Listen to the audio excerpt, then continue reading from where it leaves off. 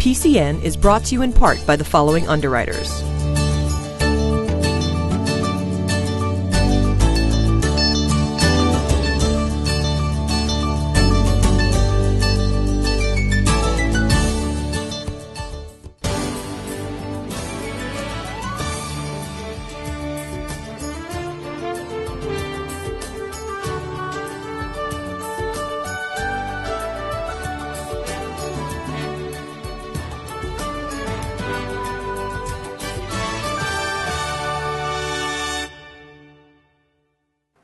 Welcome to another edition of PACTV Community News. I'm Brian Sullivan. We're here this week with a preview of the Pilgrim Festival Choruses Spring Concert. And we take a look back at the Army Band concert from Duxbury. We also bring you information on the newly installed fisheries ladder in Pembroke. And we meet some young knights from the Magical Moon organization. Our arts and entertainment team was at the grand opening of Spire, the new performing arts center in Plymouth. That's right, Brian. It's going to be a great show. And our first story is on the new voting machine in Kingston, which is all ready for this election season. Kingston has adopted an electronic ballot system for its upcoming election season. AutoMark voting equipment is available at each of Kingston's polling locations. Anyone is able to use this system of voting. The equipment allows voters with physical challenges and other special needs to mark the ballot privately and independently. PCN caught up with the town clerk to see the machine and how it works. The AutoMark voting equipment is available at each of Kingston's polling locations. This equipment allows voters with physical challenges and other special needs to mark a ballot privately and independently, and is designed to serve all voters' needs. Voters with sight impairment can use audio assist to have the ballot read using earphones. Voters with low vision can enlarge ballot print or change contrast on the screen. Voters who have difficulty with marking the ballot with the pen may also benefit by using an ADA device. All voters have the option to use the AutoMark. Ballot choices and instructions are displayed in large text print on the touch screen monitor, as well as read by the audio system. Voters enter their selections by touching buttons on the screen, pressing keys on the Braille keyboard, or using an ADA device.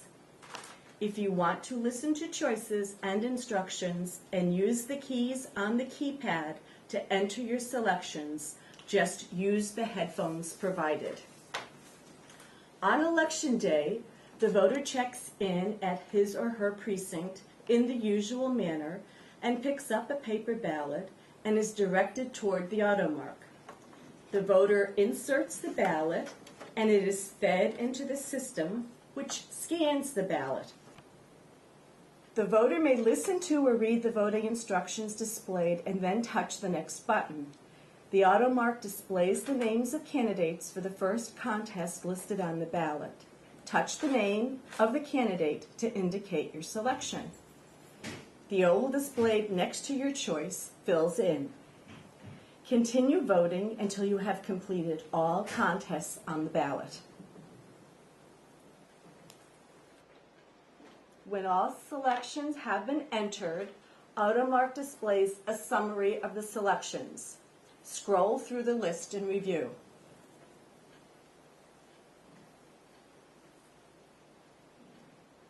If you are satisfied with your selections, touch the next button. The Mark Ballot screen will display. Touch the button and the printing process will begin. When the printing is complete, the AutoMark displays the Remove Ballot screen and ejects your marked ballot. Remove marked ballot from the paper tray. Return to the back table of your precinct and deposit your ballot into the ballot box. It's as simple as that. If you need assistance, however, just ask an election official. The herring are running in Pembroke with a purpose.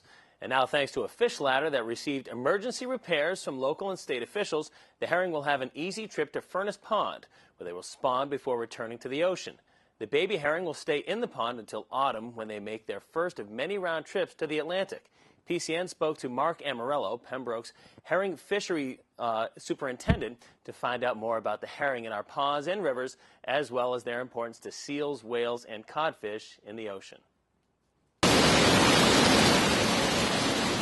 Each year in the early spring, anytime from mid-April on, the herring migrate from the Atlantic Ocean up the North River and up our river here, the Herring Run, up into Oldham and Furnace Pond, where they spawn. And they need both runs, and they need an ample amount of water to complete their journey up. They spawn, the fry are hatched, the juveniles stay in the pond till the fall. The adult fish swim out probably in June or July. So we need to maintain water levels in the fishways so that these fish can go both ways, up and back out. It's nice to see the fish up here, and the new commission is working very hard to make sure that these fish make it up here. So I think an adult they probably live 3 to 5 years, so they probably make 3 trips.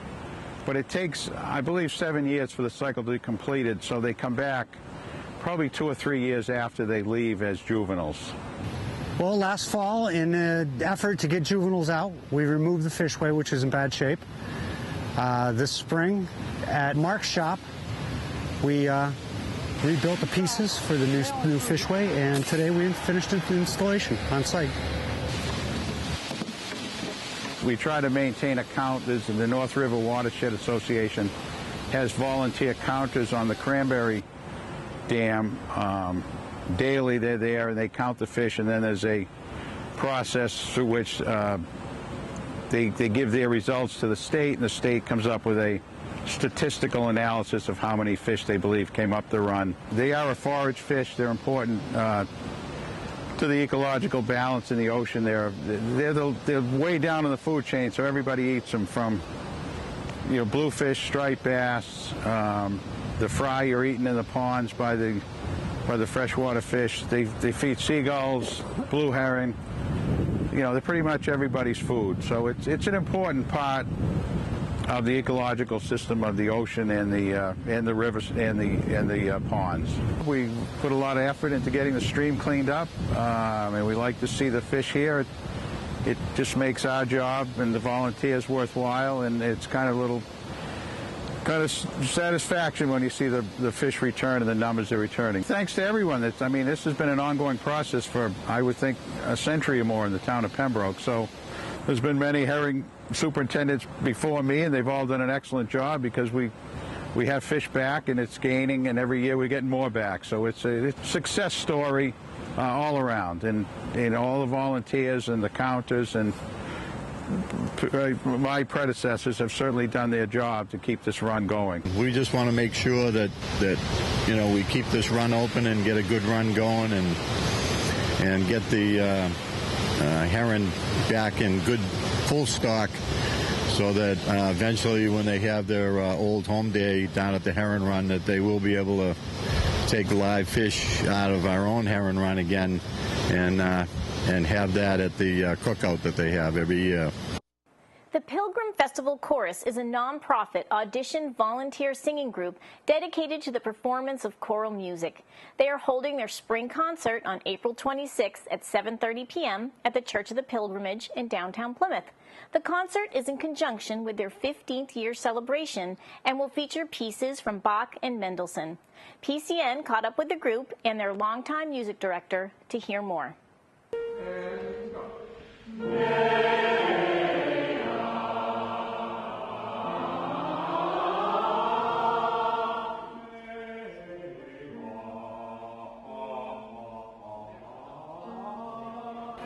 For me personally, this is my biggest outlet for doing the highest level of professional and serious choral music.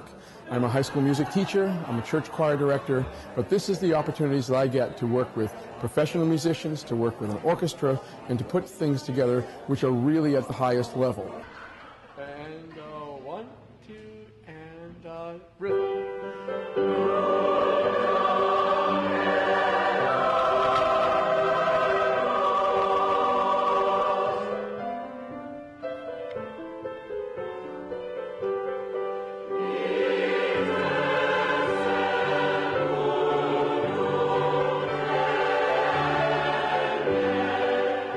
Pilgrim Festival Chorus is experiencing our 15th anniversary this year. Bill Richter, the director, and I have been on the ground floor since its start back in 1998, and so we're very excited. It's been a wonderful journey these 15 years.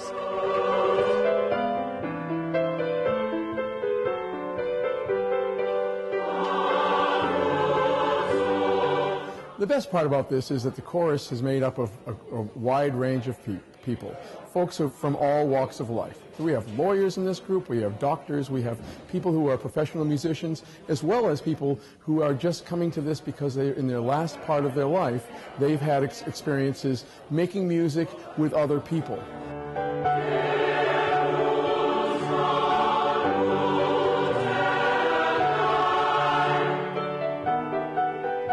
My part in this is to work closely with Bill in training up the chorus, and as well, I've been playing there on piano, accompanying the rehearsals on piano.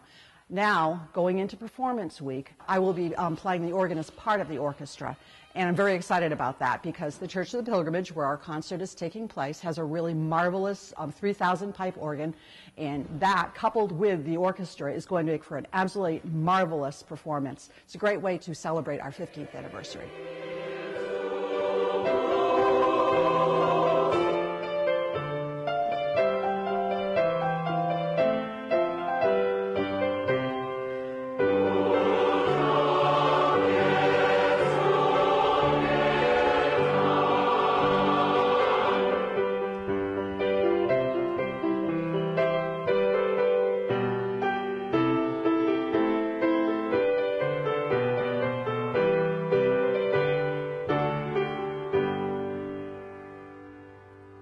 The premier touring musical representative for the United States Army is their field band. This internationally acclaimed organization travels nationwide each year, presenting a variety of songs at local concerts.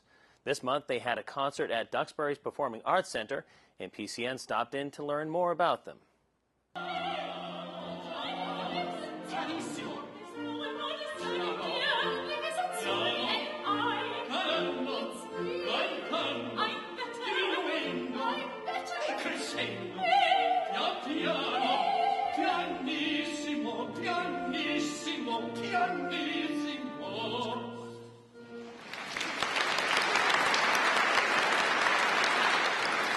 So the Duxbury American Legion Post 223 is the sponsor of tonight's Army Band concert. We started conversations with the U.S. Army Field Band about 4 years ago to get them to come to Duxbury and perform for us and give the concert.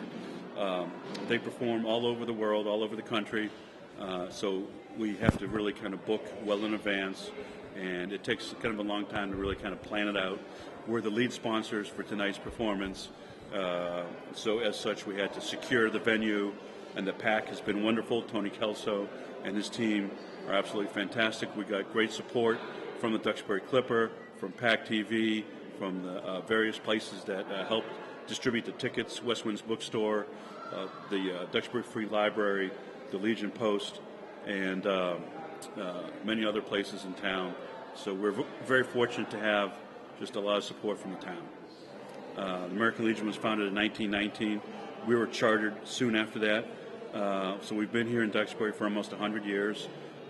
We are a nonprofit organization, bipartisan organization, and our mission is to really further kind of the ideals of patriotism and service to the community. We do that in several different ways. We sponsor 2 American Legion baseball teams, a junior team and a senior team. We sponsor several scholarships for the high school. And we also, here in Duxbury, we are the lead sponsor and the lead executive agent for the Memorial Day Parade every year. And we, with the Boy Scouts, we ensure that all the veterans' flags in town are properly decorated for Memorial Day with American flag and all the ceremonies and all the cemeteries. Well, one thing you should know is you're only seeing the concert band and the Soldiers Chorus here. Out on the road also is our Jazz Ambassadors, which is our large jazz band, and the Volunteers, which is like our top 40 pop rock group that we send out. So we have a bunch of groups all over the Northeast. I think the biggest experience that we always have is towards the end of the program, we do the Armed Forces medley, and we ask the veterans and active duty service members to stand up so we can recognize them when their service song is played. And it's always a really great moment because you see people, some of them haven't been recognized for their service before. It's been a while since they've been asked to be recognized for it. And just their emotions when that happens is always a fun part of the program for us to see it.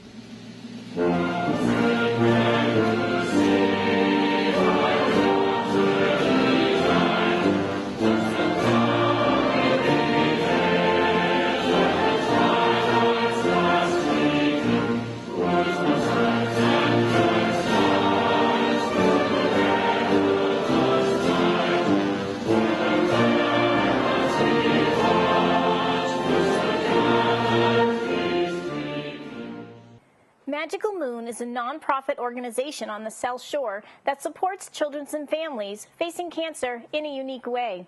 Instead of focusing on the disease, they empower children to use their own inner strength and find their warrior within. The children become brave knights fighting their illness with strength. The organization will be holding a fundraising event this summer called Once Upon a Steampunk Moon.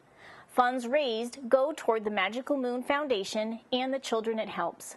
PCN stopped by their headquarters to hear more and meet a young warrior who has taken her journey to a new level.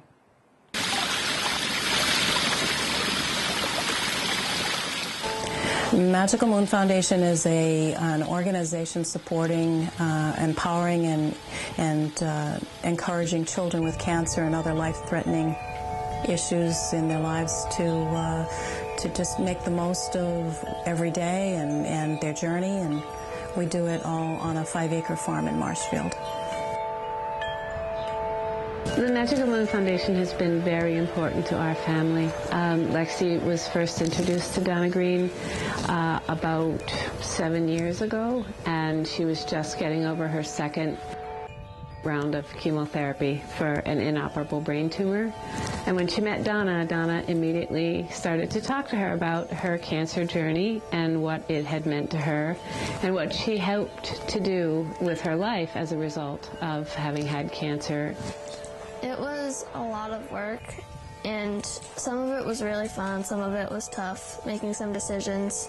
But the best part of it all, though, was at my first book signing, just seeing all the people there benefiting from it, and just the journey it's been since it's been published, just seeing all the pictures of people trying the recipes, and to think that it's only gotten out to a limited amount of people, and that there's still so many more people who are going to receive one and benefit from it. It makes all the hard times really worth it.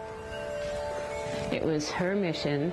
She accepted it. She was knighted as a Knight of the Magical Moon Foundation and picked that mission and has pursued it, and now there's a cookbook. When I finished chemotherapy for the second time, we were trying to find other ways to keep my tumor stable that didn't involve chemotherapy, and one of the biggest ones was nutrition. So we went to many bookstores and we tried to find cancer cookbooks, and we found some. But they were awful for adults, though, and we tried the recipes and I just didn't like them. They weren't tasty. I'm not a big fan of chickens, actually. Anything that flies, I like to try to stay away from. But I know a lot of other kids, though, who love to go in there and help out with that. But I like to stay away from them. I prefer the kitchen. That's my place of interest. You'll cook the eggs once they... Yeah, I'll use the eggs once they're cooked. There are lots of projects that they do here at the farm. They actually run an all-organic farm here. She has children that come, some up to teenagers and interns that come through the summer, and they actually work on the farm. They learn about healthy eating, they learn about sustainability, and they learn about community. There'll be a presentation of our nights, so some of the children are actually going to be knighted. We're having an amazing cocktail reception and auctions. We're using, we have a culinary school that's working with our caterer, the Carver Middle High School. They're going to be building amazing steampunk themed displays. We have innovative machinery coming in that's steampunk themed for people to see. We have a VIP reception that will include over 1,300 desserts we're having, and a gypsy swing band, and all sorts of wonderful things that are happening. So the way that people register for the event is they can go to www.magicalmoon.org, and there they can register for their tickets. They can find out more information about the event. And more importantly, for those of you that aren't available to go to the event, you can actually donate directly to the Magical Moon. On their website, they have a donate button, and it's very important that they receive support. They need it. They deserve it, and the kids really deserve it too. The farm is open 24/7 for families, mostly children. Every Saturday we have a whole group of children here that are doing all kinds of projects and programs. We have a farm stand. Our food is organic. We are particularly supporting a great bunch of kids that are following Lexi's cookbook and eating healthy. The Hall property in Kingston was purchased for conservation and recreation by vote at the 2010 meeting, town meeting, that is. While performing required archaeological testing, UMass Archaeological Services found an unexpected amount of items on the site. The town sent it out to bid, and PAL, the Public Archaeology Laboratory, started to dig in October 2013 and ended in December, recovering thousands of items and possibly indications of pit houses and other structures. A popular article at Kingston's 2014 town meeting was a request to designate funds from the CPC Historic Resources undesignated funds to continue another 1% dig of the Hall property site. The job does have to go out to bid again, but has a scheduled completion date of July 2014. The article was amended by vote to add the language that says the dig shall not disable underlying property from being used for designated recreational uses. The amended motion carried with a voice vote, which was challenged. A card count was done and resulted in the motion carrying 154 to 60. The archaeological dig will move forward, and PCN will continue to cover this story. There is a bone marrow registry day in Pembroke on Saturday, April 26th from 10 a.m. to 2 p.m. at St. Thecla Parish Hall, 145 Washington Street. The event is in honor of longtime resident Mary Lou Chase, who was diagnosed with acute myeloid leukemia. She needs a bone marrow transplant. No family members match, and so she will rely on the registry. The test is a simple mouth swab, and then you have to fill out some paperwork. The event is sponsored by Be the Match, which is managed by the National Marrow Donor Program and is the largest manager of marrow registries in the world. For more information, you can call the contact number. There's a new performing arts center in Plymouth called The Spire. After 3 years of planning and many hours of hard work and renovations, the center is finally open to art performances, including music and theater. They held a grand opening earlier this month, and PCN's arts and entertainment correspondent Maureen Bates was there to meet the players.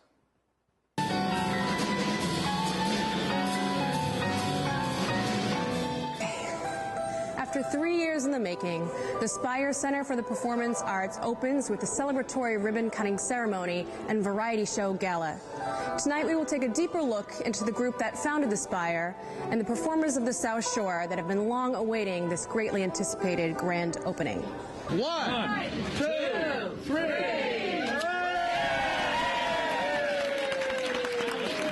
People are already excited about what we're doing here, and I think going forward it's about providing a wide variety of entertainment that the whole community can enjoy. This will give me a great home base, and I can really help something that I've foreseen for this community for a long time, and that's a reasonable space that is absolutely gorgeous, both visually and acoustically.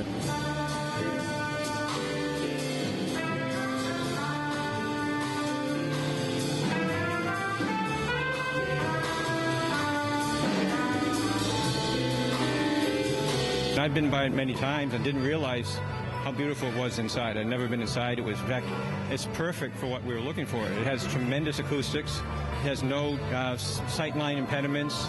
It seats about 200 to 250 people, which is really the sweet spot for performing arts centers around the country now.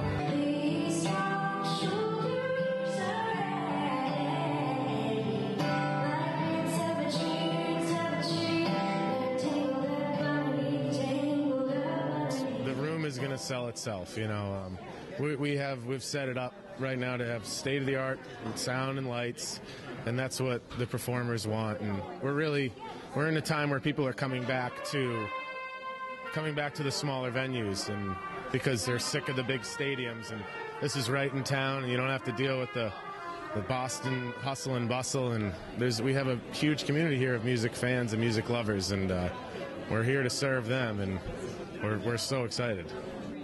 Well, up until 5 minutes ago, I was still running. There's so many things to do. We're all volunteers, and I've had so many people that have helped out in so many ways. But I feel great right now because I just did my last task when I put some postings up on the walls that are a requirement of the building inspector. And you can see I'm smiling now. Now it's time to enjoy it. You are the rain as well. You are the rain as well.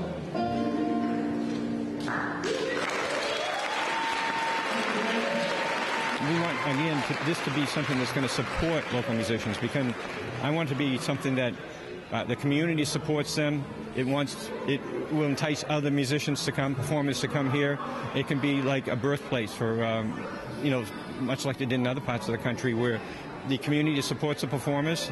They get other runs that are kind of feed off each other, and all of a sudden you have it becomes known for a very creative place for music, and it could be really cool in that respect, as well as having a great place for the community to come and just listen to different kinds of music and theater too. And here's another creature of myself. I cannot do it. Hammer that. We're going to have to do more variety nights. We sold out in a matter of days for this, so we're going to have to do this probably on a quarterly basis. Tremendous demand for jazz, as I mentioned, but also for young people. This is giving them something to do they don't have in Plymouth. Not only just teenagers, but young 20s and 30s and so forth, and musicians and people want to come and hear good music. And so that's going to be part of it. I think that the community and the feeling is just going to keep growing and being more fun. Our lobby yesterday was transformed into a wonderful gallery. And so this environment itself, before you even get into the hall, is wonderful. And Ed Newt, a local photographer, is organizing that for us, so we'll do monthly galleries. Tonight's performance at the Spire Center for the Performing Arts was sold out and met with an air of excitement about the future of the performing arts in the South Shore. I'm Maureen Bates reporting for PCN Arts and Entertainment News. Thanks for watching PACTV Community News. Replay times are listed at pactv.org.